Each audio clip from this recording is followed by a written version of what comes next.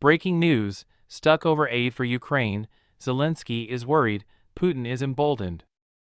Democrats and Republicans alike have been accusing each other of being stubborn as they have failed to reach a compromise on U.S. border security in the past week, despite the fact that a break in the Senate is imminent.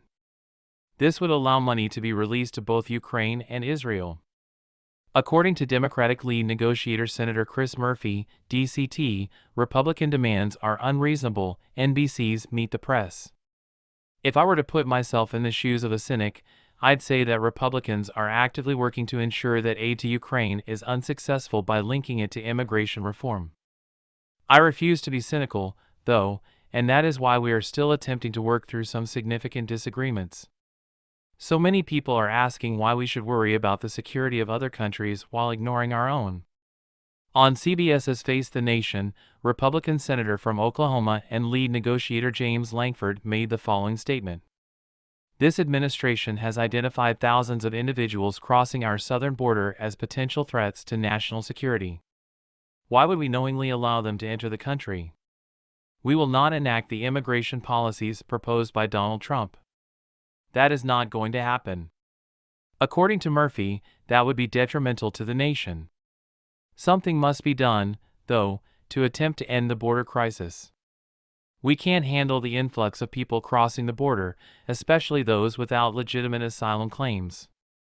We can find a way to end this crisis if Republicans are serious about attempting to manage it while simultaneously granting asylum to those who are rightfully fleeing persecution, torture, and terror. To make matters worse, the government is attempting to figure out a way to moderate the flow. One example is the 12,000 individuals who illegally crossed the border on Tuesday of last week. According to Lankford, they are attempting to find a solution that would allow them to reduce production by a few thousand units without completely halting the flow. It seems like their main concern is the number of individuals we can admit into the country without question and then schedule a hearing for later, even though we have no idea who these people are. We need to be able to bring this to a close, make a decision, and do all we can to assist the nation, he declared. The United States must take charge of its borders, not the cartels, and while we may not be able to accomplish everything, we must take the necessary steps to begin controlling the border. Claiming that aid to Ukraine is a matter of national security, Biden's budget director Murphy speculated that Vladimir Putin may be enjoying Republicans' demands that they reach an agreement on immigration reform, calling it a Christmas present for Putin. To this day, I still consider this to be among the most perilous political situations I've ever encountered in the United States. And it's unfortunate that Republicans are preventing aid to Ukraine and Israel from being resolved until immigration reform is finalized. The president is fully aware that I am absolutely not a fan of Vladimir Putin, Lankford declared. For him, this isn't a holiday gift. Actually, the president began by stating that we must address the border in Ukraine if we are to address national security. Yes, we have replied, there is a severe shortage of ammunition in Ukraine. According to Murphy, if this issue is not resolved within the next few weeks, Vladimir Putin will be able to breach the Ukrainian lines and launch an attack on Kiev, which could pose a threat to the entire European continent. Republicans must be reasonable because this must be resolved immediately. By year's end, we may not have resolved the immigration crisis entirely, but we can have made progress. Putin's winning strategy raises concerns.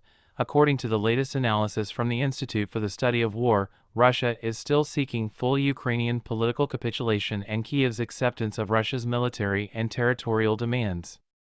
This indicates that, despite not making significant gains on the battlefield, Russia is not giving up on its maximalist ambitions. In Congress, there is a vocal minority of Republicans who do not support providing aid to Ukraine.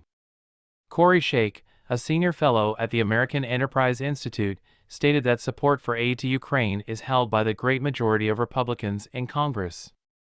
What we're witnessing at the moment is a tug-of-war in Congress over various issues, including the president's need to pass aid for Ukraine and Republicans' desire to secure improvements to border security and reductions in the national debt. That Russia has a winning strategy, stalling for time, and President Biden does not, she expressed on Sunday's CNN.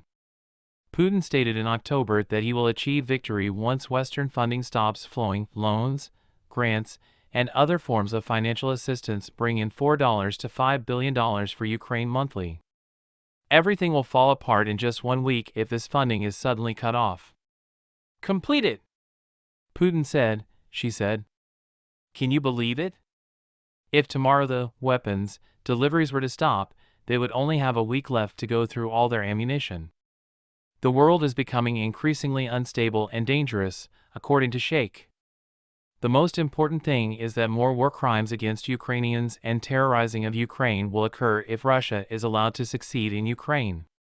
Despite the president's claims that the United States will do all it takes, American allies and enemies alike can see that this is not the case, and it will cause great concern among American allies in Europe. Ukrainians who have served on the front lines recently have spoken with me. Their forces are totally outmatched.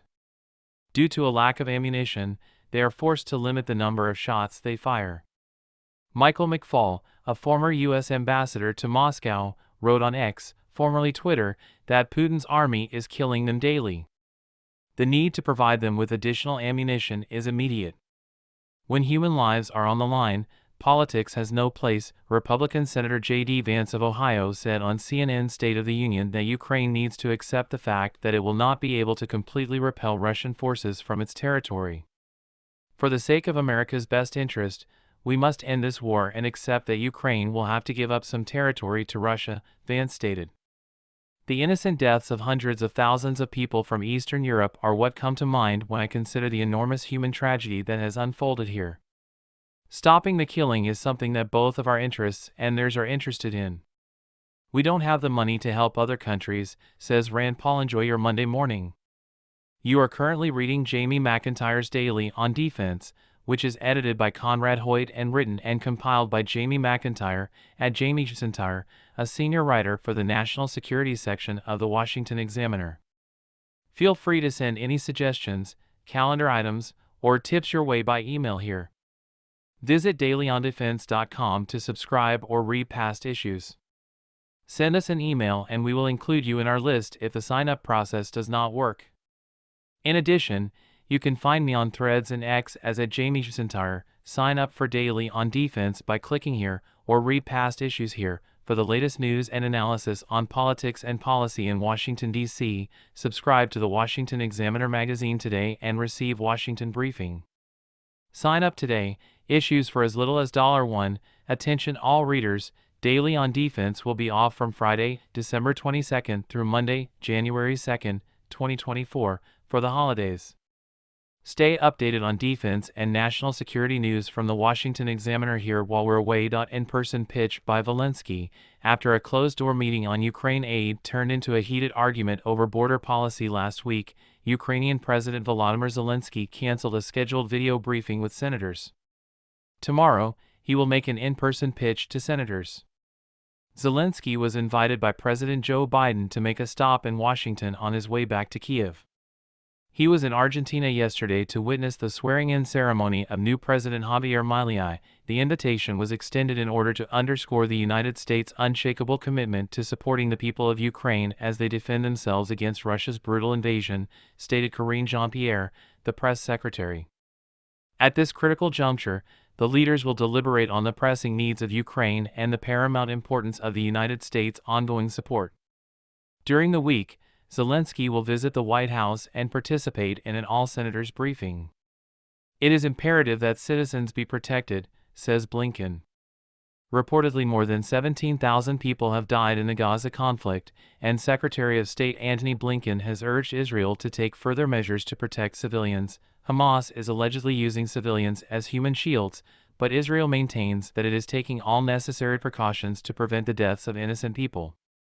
According to Blinken's comments last week, there is a gap between Israel's words and actions on the matter of protecting civilians. For its own safety and to ensure that October 7th does not happen again, Israel must be capable of handling this.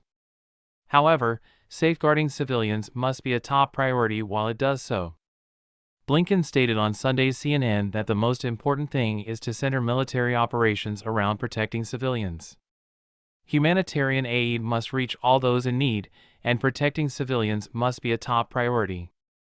And like I mentioned before, I believe the intention is good, but the outcomes aren't always showing up.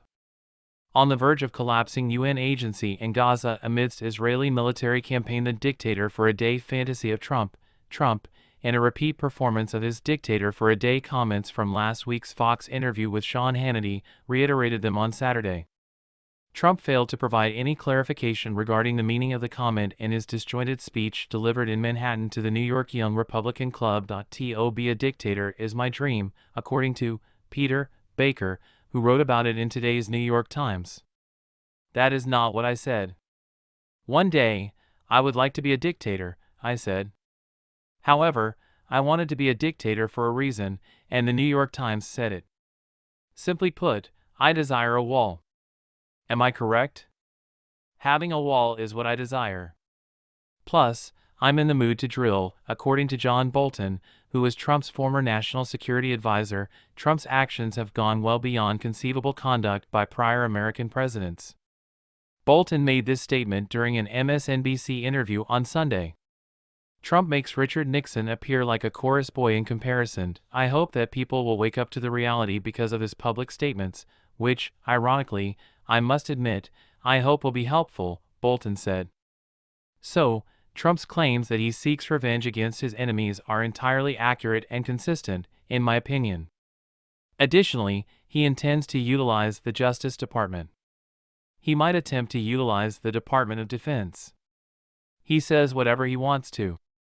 Romney, Republican Utah, told NBC that he doesn't give the words that come out a lot of weight. When you consider his presidency thus far, and especially his final months in office, I believe it is reasonable to conclude that this was a risky strategy. It's a very dictatorial style. That worries me more than his performance in front of the crowd. But if you give Trump an idea or a thought, he'll probably say something along the lines of a human gumball machine. The amount of filtering that occurs is minimal. What's the implication, is not often asked.